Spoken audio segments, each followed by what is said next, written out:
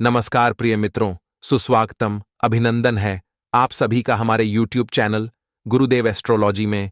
तो तुला राशि वालों, अप्रैल के इस महीने में अपने घर से तुरंत बाहर कर दो ये 7 शमशानी अशुभ चीज, क्योंकि ये जो चीज है आपकी जिंदगी को बर्बाद कर रही है। आप इसके शुभ प्रभाव को समझ नहीं पा रहे हैं और लगातार दोष दूसरे लोगों को देते हैं, लेकिन आपके घर में ही आपकी किस्मत का सबसे बड़ा कांटा मौजूद है। ये अशुभ चीज है, आज की वीडियो में बताएंगे। विस्तार से अंत तक देखते रहे। सर्वप्रथम, अगर आप भी सच्चे बालाजी के भक्त हैं तो इस वीडियो को लाइक करके कमेंट बॉक्स में जय बागेश्वर बालाजी जरूर लिखें। अब इनमें से कुछ चीजें ऐसी हैं जिनको बाहर फेंकने और निकालने का भी एक महत्व है, क्योंकि आप उन्हें इस तरह नहीं लाए थे अपने घर में कि ये अशुभ चीजें हैं। आप उन्हें अच्छी शुभ चीजों की तरह ही अपने घर में लेकर आए थे, यानी कि उनके अंदर दिव्य और देवताओं का गुण निहित होता है। इस वजह से आपको उन्हें अपने घर से निकालने की स्थिति में भी उनका विसर्जन करना होगा। उन्हें इस तरह यानी कि नकारात्मक तरीके से नहीं निकालना होगा, उनका अपमान नहीं करना होगा। तो अब ध्यान से सुनिए। अब हम आपको उन चीजों के बारे में बताने वाले हैं जो अप्रैल के महीने में आपको अपने घर से बाहर निकालनी है। तो दोस्तों, सबसे पहली चीज है कि देवी या देवताओं की खंडित हुई मूर्ति या फिर फोटो। आप इसे बिल्कुल भी हल्के में न लें, यह बहुत ही खतरनाक है। आप इसका प्रयोग भी करके देख सकते हैं। जिस घर में कोई भी खंडित मूर्ति या फोटो नहीं है, आप बस 3 दिनों के लिए उस घर में एक खंडित मूर्ति देवी देवता की रख कर देखिए। उस घर का माहौल पूरी तरह से बदल जाएगा। दोस्तों, हम गारंटी देते हैं, तो आप अपने घर में देखिए, गौर से देखिए, कहीं ना कहीं आपके घर में एक ना एक देवी देवता की खंडित मूर्ति या फिर फोटो। जी हां दोस्तों, तस्वीर का भी विधान बहुत बढ़ा है। तस्वीर को भी आप किसी मूर्ति से कम न समझें। जी हां दोस्तों, चित्र पूजा हमारे धर्म में बहुत प्राचीन है और चित्र को किसी मूर्ति से कम न समझें। आप तो ऐसे भी, यदि कोई चित्र जो आप भगवान का लेकर आए हैं और वह खंडित हो जाता है तो आप उसे अपने घर में भूलकर भी ना रखें। अब ऐसे में कुछ लोगों को समझ में नहीं आता कि यह चित्र खंडित है या नहीं है, क्योंकि किसी तस्वीर में तो यह होता है कि एक देवी देवता स्थापित होते हैं और उनके आसपास बहुत सारा बैकग्राउंड का कागज होता है। तो यदि वह कागज फट जाता है तो उसे खंडित नहीं मानते। लेकिन जहां देवी देवता प्रारंभ होते हैं, यानी देवी देवता की तस्वीर बनी है, यदि वह तस्वीर फट जाती है, जरा सी उसमें छेद भी हो जाता है, तो वह खंडित ही मानी जाएगी।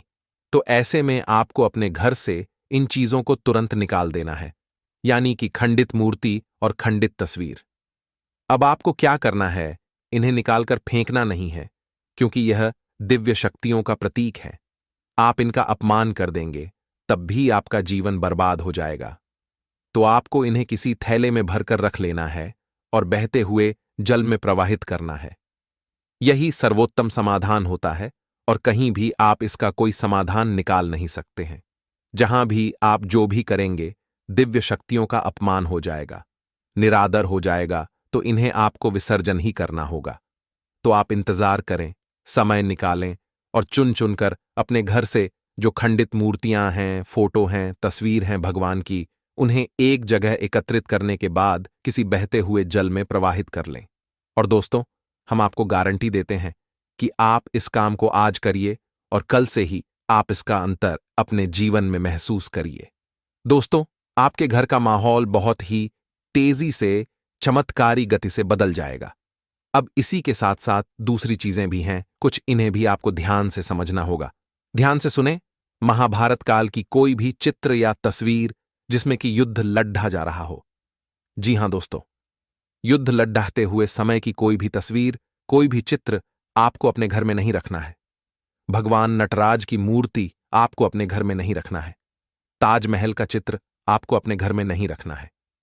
डूबती हुई नाव या फिर जहाज का या फब्बारे का या जंगली जानवरों का चित्र भी आपको अपने घर में नहीं रखना है। कुछ और भी चीजें हैं चित्र के मामले में, जैसे कि कोई समाधि या दरगाह, किसी कब्र का या कांटेदार पौधों का चित्र भी अपने घर में नहीं लगाना है। इनके बहुत ही बुरे प्रभाव होते हैं और दोस्तों, हम आपको बता दें कि इनके प्रभाव आपके मन से जुड़े होते हैं। जी हां दोस्तों, ये आपकी धन की हानि नहीं कराएंगे, लेकिन यह आपका मन खराब कर देंगी। इनकी वजह से आपके मन में नकारात्मक भाव उत्पन्न होने लगेंगे। अब कुछ लोग तो कहेंगे कि नटराज की मूर्ति तो भगवान भोलेनाथ का प्रतीक है। दोस्तों, बात सही है, लेकिन नटराज स्वरूप जो है भगवान का, वह रुद्र स्वरूप है, क्रोध का स्वरूप है। तो जब आप उस मूर्ति को अपने घर में रखेंगे तो निश्चित तौर पर आपके जीवन में और आपके मन में क्रोध उत्पन्न होता रहेगा। क्योंकि दोस्तों, हम जैसी चीजें अपनी आंखों के सामने देखते हैं, जैसी चीजों को अपने आसपास रखते हैं, उनसे वैसी ही ऊर्जा निकलती रहती है। दोस्तों, इसी वजह से आपने देखा होगा कि मंदिरों में हमेशा अखंड ज्योति जलाई जाती है। कुछ लोग अपने घर में भी अखंड ज्योति जलाते हैं। तो ये ज्योति जलाने का क्या मकसद होता है? ज्योति जलाने का मकसद यही है कि जो ज्योति है, यानी दीपक की जो ज्योति है, वह शुद्ध सकारात्मक ऊर्जा का प्रतीक है। तो उसके अंदर से जो ऊर्जा निकल रही है, वह पूरे घर को या पूरे मंदिर को सकारात्मक ऊर्जा से भर रही है। तो बस यही होता है चीजों का प्रमाण।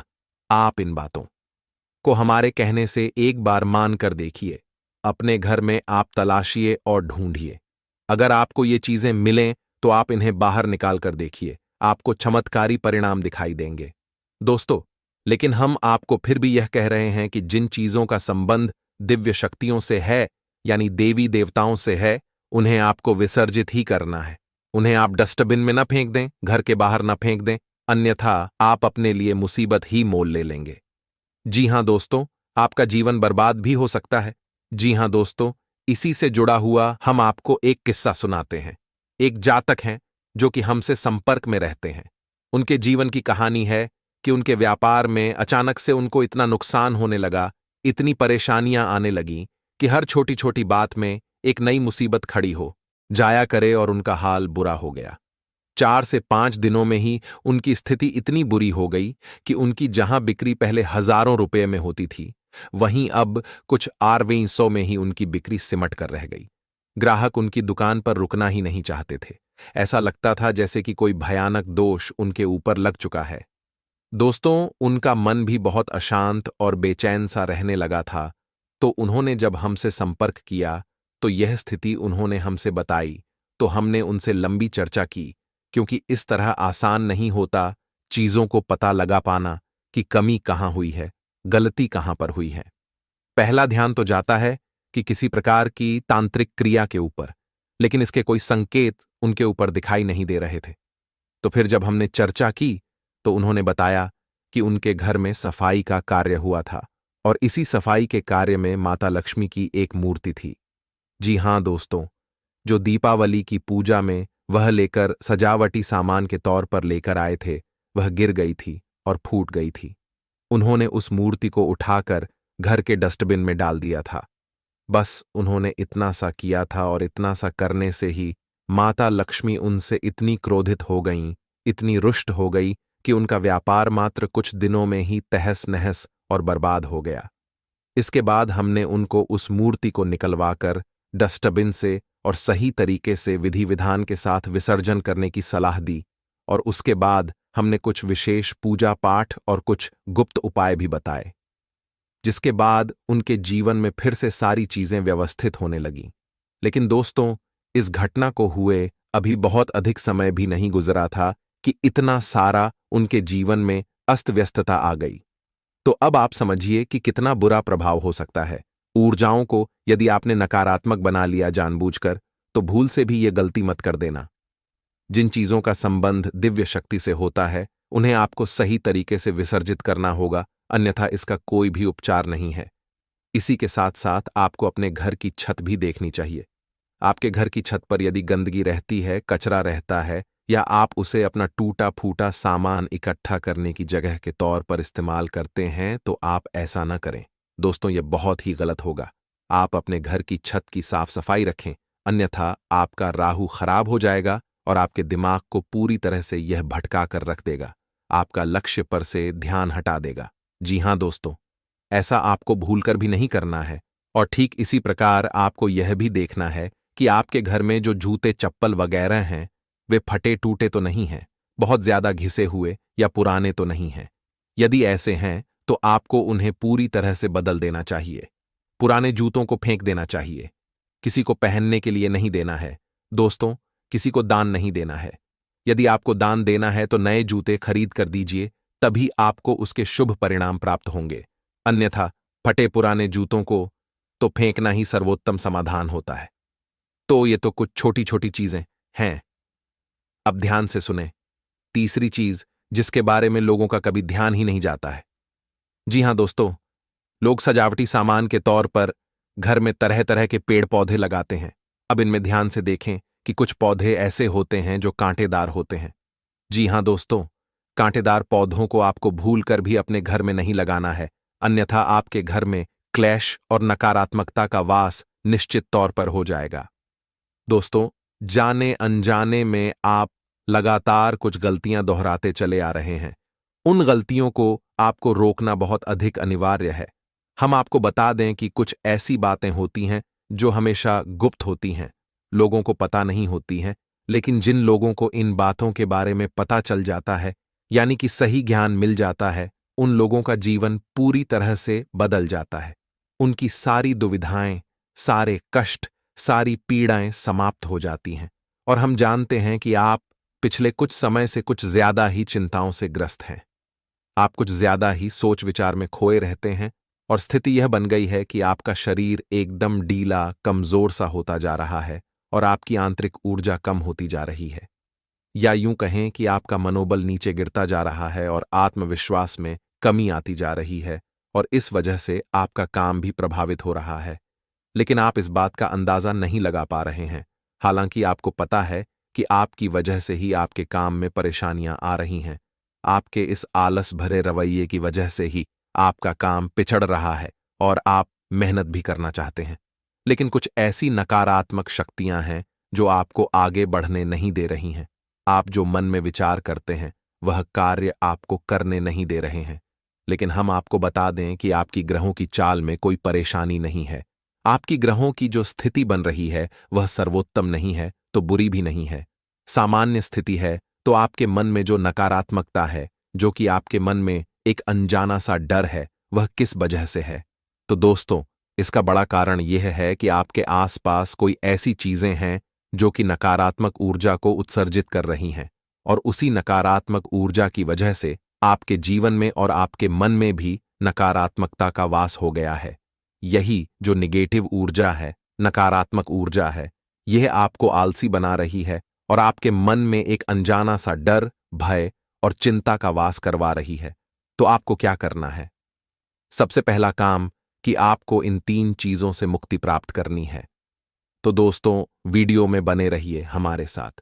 हम आपको अभी सारा ज्ञान बिल्कुल व्यवस्थित तरीके से देने जा रहे हैं। हम आपको बताएंगे कि कौन सी हैं वो चीजें और उन्हें बाहर निकालने के बाद हम आपको यह भी बताएंगे कि कौन सी हैं वह सर्वोत्तम चीजें जो आपके घर में हर हालत में होनी चाहिए, जिनसे भरपूर मात्रा में सकारात्मक ऊर्जा निकलती है और वह आपके मनोबल को बढ़ाएगी। दोस्तों, हम गारंटी देते हैं कि आप इसका बदलाव पहले ही दिन से महसूस करेंगे। वैसे हम आपको बता दें कि आपका स्वभाव कुछ ऐसा है, चाहे भले ही आपका मन कितना ही उदास या फिर निराशा से भरा हुआ क्यों ना हो, लेकिन कहीं ना कहीं मन में आपके साहस भी बना रहता है परेशानियों से लड़ने का, परिस्थितियों से लड़कर बाहर निकलने का आपके अंदर पूरा दमखम मौजूद है। वैसे हम आपको बता दें दोस्तों कि आपकी जो ग्रहों की स्थिति बन रही है उसके अनुसार आपको व्यापार में तरक्की होने की पूरी गुंजाइश है और आपका नए संबंध बनेंगे जिनसे आपको व्यापार बढ़ाने में मदद मिलेगी। धन लाभ के भी विशेष योग बन रहे हैं दोस्तों, और आपको आपके व्यापार को बढ़ाने के लिए नए अवसर भी प्राप्त होंगे, यानी कि पार्टनर से बगैर का ऑफर आपको मिले, या फिर आपको विशेष धन लाभ होंगे जिससे आप अपने व्यापार को बढ़ा कर पाएंगे। और यही स्थिति आपकी नौकरी में भी है, यानी कि आपके सहयोगी और सहकर्मी आपका पूरा सहयोग करेंगे और उच्च अधिकारी भी आपके कार्य से प्रसन्न होंगे। लेकिन दोस्त, तो आपके सहयोगियों में ही आपके छुपे हुए दुश्मन भी हैं जो आपके खिलाफ आपके अधिकारियों के कान भरते रहते हैं। इनके लिए आपको सतर्क रहने की आवश्यकता रहेगी दोस्तों। लेकिन यदि बात की जाए पारिवारिक स्थिति की तो वह थोड़ी सी उथल पुथल भरी लग रही है। दोस्तों, ग्रहों की चाल यह बताती है कि आपका दाम्पत्य जीवन में थोड़ी सी खींचतान की स्थिति रहेगी। हालांकि कोई भी बड़ी नकारात्मक घटना नहीं घटेगी, लेकिन आपको अपने जीवन साथी के प्रति मानसिक सुकून प्राप्त नहीं होगा। जी हां दोस्तों, यानी जैसा आप चाहेंगे वैसा व्यवहार आपको आपके जीवन साथी से प्राप्त नहीं होगा। इससे आपका मन थोड़ा सा खिन्न रहेगा, उदास रहेगा। साथ ही साथ दोस्तों, परिवार के दूसरे सदस्यों के लिए आपके मन में कुछ इस प्रकार के विचार उत्पन्न होंगे कि वे आपको नकारात्मक ही समझ में आएंगे। हालांकि उनका व्यवहार आपके प्रति अच्छा होगा, सकारात्मक होगा, लेकिन फिर भी आपको मन में दाल में कुछ काला है। ऐसी भावनाएं उठती रहेंगी और इसकी वजह से आपको थोड़ा सा चिंताएं और भय का भाव मन में उत्पन्न होता रहेगा। जी हां दोस्तों, हम आपको बता दें कि ऐसे में आपके लिए सर्वोत्तम समाधान है हनुमान जी की पूजा, यानी कि हनुमान चालीसा का पाठ करना। और आपको जब भी चिंताओं का भाव समझ में आए और ऐसा लगे कि स्थिति आपके काबू से बाहर होती जा रही है, तो आपको हनुमान जी को याद करना चाहिए और हनुमान जी के पांचों भाइयों का नाम स्मरण करते रहना चाहिए। इससे आपको एक विशेष ऊर्जा का एहसास होगा। दोस्तों, याद रखना कि हनुमान जी एकमात्र ऐसे देवता हैं जो कि जीवित हैं और हमारी इस धरती पर आज भी मौजूद हैं। हनुमान जी 7 चिरंजीवियों में से एक हैं, तो ऐसे में हनुमान जी की शक्ति को अपने ऊपर आकर्षित कर पाना बहुत ही आसान है, क्योंकि हनुमान जी तो जीवित हैं, जागृत हैं। आप उनका बस एक बार नाम पुकारें और उनका ध्यान आपकी ओर चला आता है। बस बात है भाव की।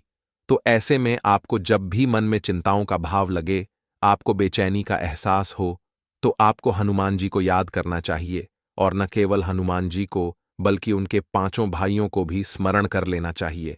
इससे हनुमान जी बेहद प्रसन्न होते हैं और आपको विशेष आशीर्वाद भी देते हैं।